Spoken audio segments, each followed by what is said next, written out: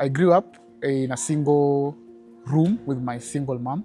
I did not like church at all because of what the things I saw in news and in social media about what pastors were doing in the house of the Lord. So I was like, if this is God, I don't want to do anything about God.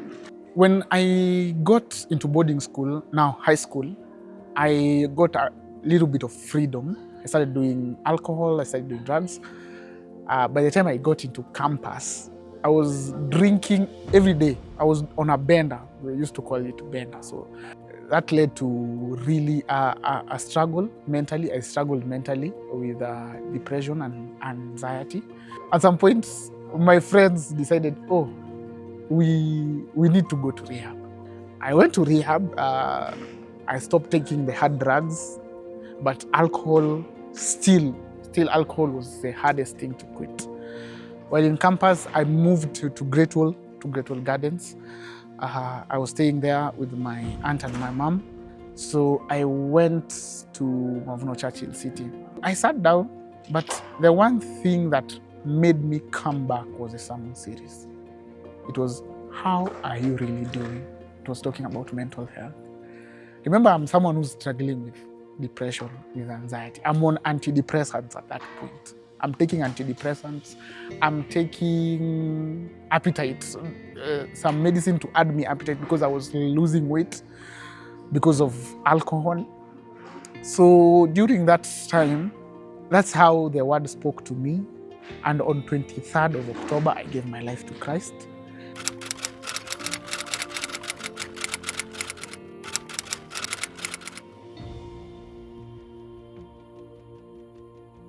After that mission, we came back, and then Pastor Kilonzi told us, now think about what you did in Eldoret. What can you do here at Great Wall?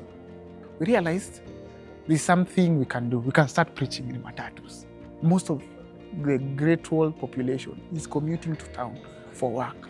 Here in Kenya, we have many matatu preachers, but the difference is they go into the matatu, preach, and then they collect offering. So we said, we're not going to collect offering. We went, raised money, raised funds. Everyone was supposed to raise 3,400 for each bus. So we would go to the bus with 3,400. We talk to the guys. They will say, okay, so we'll pay the fare for everyone, and they will tell everyone on their boarding, the matatu is free today to town. Matatu is free, matatu is free. So like 3 of us would get into the matatu, and then after maybe 5 minutes when the bus exits, one of us will stand up. So the first time it was me, I stood up. I introduced myself as one of the interns in Hill City, Mavuno. I requested them for 10 minutes of their time, and I gave them a word. I preached about grace. So when I preached for about 10 minutes, I invited one of the colleagues to come also. They prayed for them, they blessed the people. And when we were alighting, people were like, thank you, people clapped. So it was a good moment. And we sat down, we met at Kabaras, all of us convened at one place. And when people were sharing, everyone was so happy. We had testimonies, and we said, Pastor Kilon said, from now on, you guys are gonna do it every end of the month. So we would go there, preach, give out cards, invite people to church. Then when we would meet with first-time visitors, you will see someone coming with a card he was given in a matatu and say, I was given this, thinking it was their ticket to come to church, but it was an evangelism tool, and we saw great things happening through matatu evangelism. So the highlight of matatu evangelism this year, January, we did with some guests from Norway. They came to Mavuno, and we did with them the matatu evangelism. And one of the highlights was someone in the matatu gave their life to Christ.